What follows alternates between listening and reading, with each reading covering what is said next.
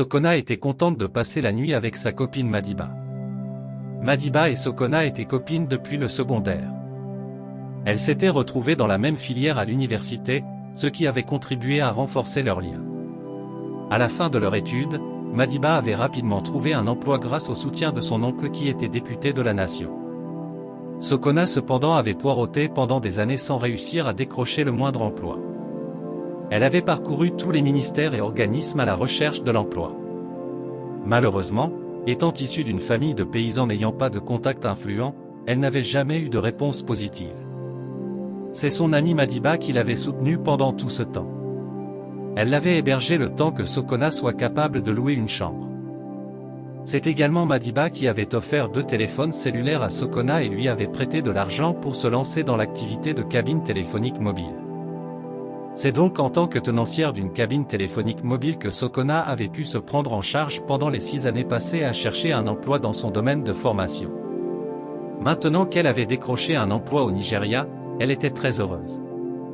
Elle se disait qu'elle allait enfin avoir la possibilité d'offrir des cadeaux à Madiba à qui elle devait tout. Sokona tenait donc à passer sa dernière nuit avec Madiba, avant de prendre son vol le lendemain. Il est vrai qu'elle avait résilié son bail avant d'aller au village dire au revoir à ses parents. Elle n'avait plus de logement et avait le choix entre dormir chez Madiba ou aller à l'hôtel. Mais avant tout, elle voulait présenter ses félicitations à Madiba qui venait d'être nommée directrice adjointe dans son ministère. Sokona avait donc assisté à la petite fête organisée chez Madiba par ses collègues, pour souligner sa nomination. Les deux étaient allés se coucher très fatigués, après le départ des collègues. Le lendemain fut chargé de beaucoup d'émotions. Se séparer après plusieurs années à vivre ensemble dans la même ville et à se voir au moins tous les week-ends n'était pas facile. Sokona était contente d'avoir trouvé un bon emploi. Elle était aussi ravie de pouvoir découvrir un autre pays. Mais le fait de laisser son ami lui fendait le cœur. Il fallait pourtant qu'elle pense à son propre épanouissement. Finalement, dans l'après-midi, Sokona déposa ses valises dans une voiture et prit la direction de l'aéroport. Le vol se déroula très bien et Sokona fut accueillie à l'aéroport par des représentants de l'entreprise qui venaient de l'embaucher. Elle fut conduite dans un logement qui avait été réservé pour elle. Épuisée, elle alla directement au lit. Le lendemain, elle fit sa première visite de l'entreprise et fut très comblée de voir que la boîte qui l'employait était au-delà de ses rêves même les plus fous. Dès qu'elle retourna dans son logement, elle s'attela avec un peu de folie, à défaire ses valises et à tout classer. Très tard dans la nuit, elle se réveilla en sursaut. Elle avait l'impression d'avoir entendu des bruits dans l'appartement. Elle se leva mais ne vit rien de particulier. Alors qu'elle allait se recoucher, elle nota toutefois que les objets sur sa table de chevet, donc les bagues et la chaîne, n'étaient plus aux endroits où elle les avait déposés. Elle réfléchit un moment puis conclut rapidement qu'elle les avait probablement déplacés en bougeant dans son sommeil. La nuit suivante fut plus mouvementée. Sokona fut encore réveillée par un bruit. Lorsqu'elle ouvrit les yeux, elle vit un serpent près de la table de chevet. Elle cria à l'aide et les responsables du bâtiment vinrent à son secours. Ils fouillèrent l'appartement de fond en comble et ne trouvèrent aucune trace d'un serpent. Elle commençait à douter de son logement en se disant que celui-ci était certainement hanté. Lorsqu'elle demanda au concierge si les autres locataires avaient déjà vu un serpent, celui-ci lui demanda si elle n'était pas juste stressée par son nouveau travail. Le lendemain, après le boulot, elle décida qu'elle allait dormir dans un petit hôtel le temps de déménager. Elle craignait de dormir à nouveau dans cet appartement où elle avait vécu des choses plutôt bizarres. Elle avait pris un peu de temps avec une collègue pour visiter quelques appartements qui étaient à louer dans le quartier. Lorsqu'elle arriva à l'hôtel, fatiguée par la journée de boulot et les visites d'appartements, elle était complètement épuisée.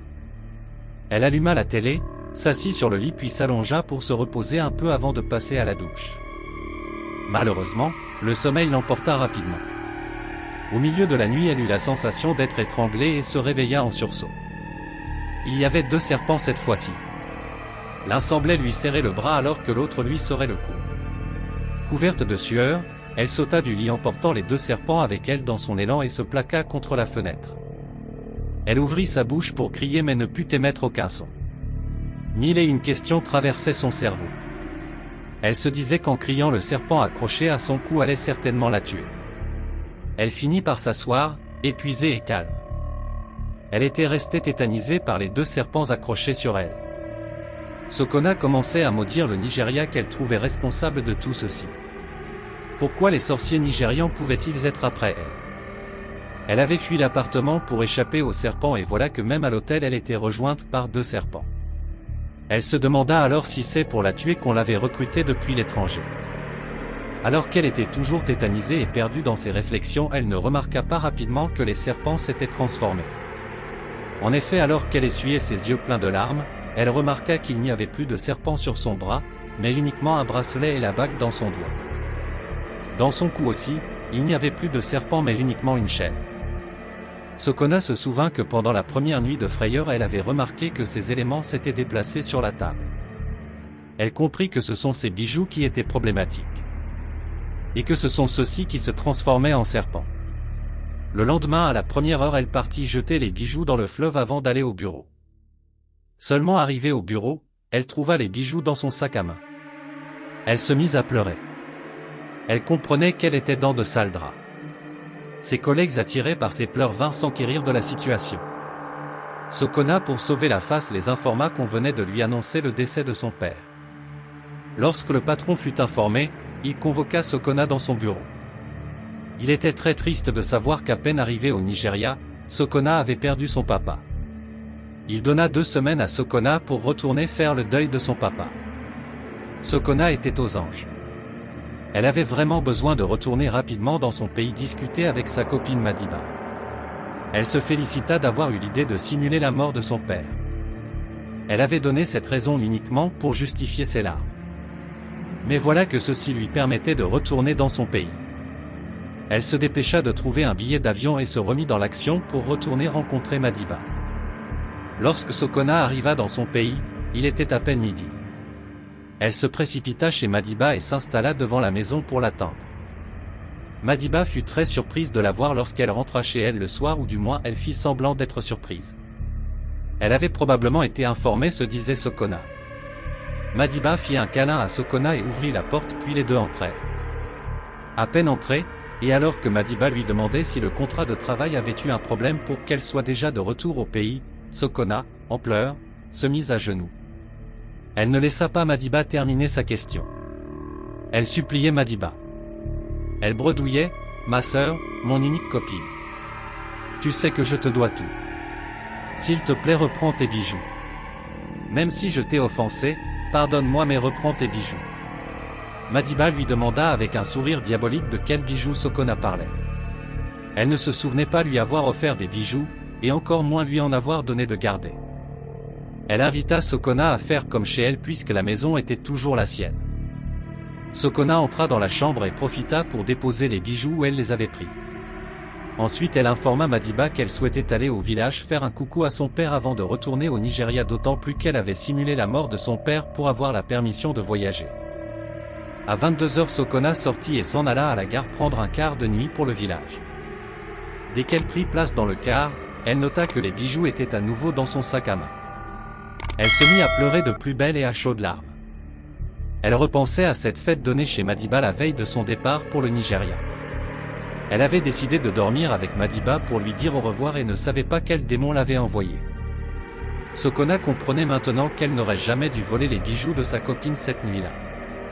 Elle comprenait que la situation était d'autant plus grave parce que Madiba avait tellement fait pour elle.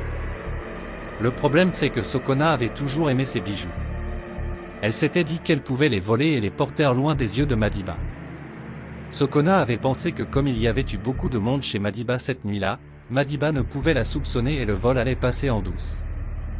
Rongée par la peur et par les remords, Sokona sortit du car et courut à nouveau chez Madiba la supplier de reprendre ses bijoux.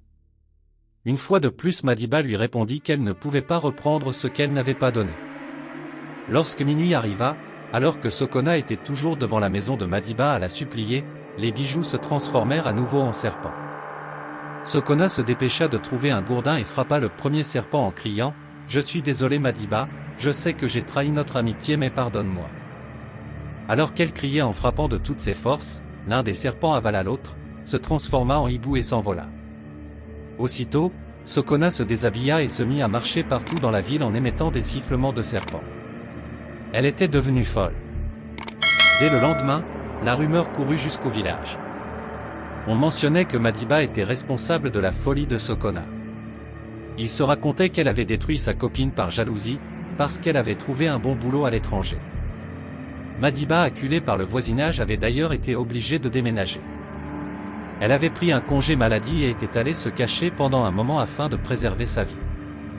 Les parents de Sokona, une fois informés de son état, s'étaient organisés et avaient réussi à venir capturer Sokona dans les rues de la ville. Ils l'avaient ensuite conduit chez un prêtre traditionnel. Le prêtre avait, après beaucoup d'efforts, réussi à défaire l'envoûtement et à sauver Sokona. Il avait également innocenté Madiba, que tout le monde avait accusé. Il avait expliqué que des collègues à Madiba, jaloux de sa nomination, avaient voulu la rendre folle. Ils avaient volé puis marabouté ses bijoux et avaient profité de la petite fête pour les remettre chez Madiba. Alors qu'ils attendaient que Madiba les porte pour devenir folle, voilà que Sokona les avait volés et était parti avec.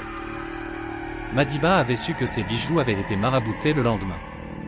En effet, après avoir pris service à son nouveau poste, elle avait offert une promotion à certains de ses collègues. C'est une collègue promue par Madiba qui, pleine de remords, l'avait informé qu'elle avait appris que ses bijoux avaient été maraboutés et qu'ils ne devaient surtout pas être utilisés. Cette collègue avait conseillé Madiba de les offrir dans une église.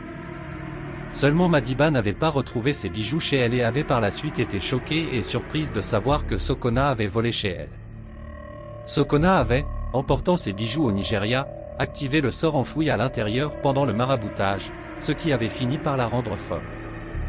Après avoir remercié le prêtre et ses parents, Sokona avait repris la route pour la ville. Malheureusement, les 2 semaines de deuil données par le patron étaient expirées depuis 2 mois et elle n'était pas retournée au Nigeria rejoindre son poste. Son patron, las d'entendre des nouvelles ou un signe de Sokona, avait fini par lui transmettre une lettre pour mettre fin à son contrat. Sokona avait donc retrouvé la santé, mais elle avait perdu sa meilleure amie et son travail. Elle s'était remise à la débrouillardise afin de trouver un peu d'argent pour se relancer dans la téléphonie mobile en espérant pouvoir avoir une autre offre d'emploi plus tard ou retrouver l'amitié de Madiba. Pourquoi les Africains ont tendance à remettre rapidement les malheurs qu'ils vivent sur leur entourage, sans aucune enquête? Pourquoi les personnes que nous aidons sont souvent les premières à nous faire des coups bas dès qu'elles réussissent? Like, partage et surtout donne-nous tes commentaires pour encourager les auteurs.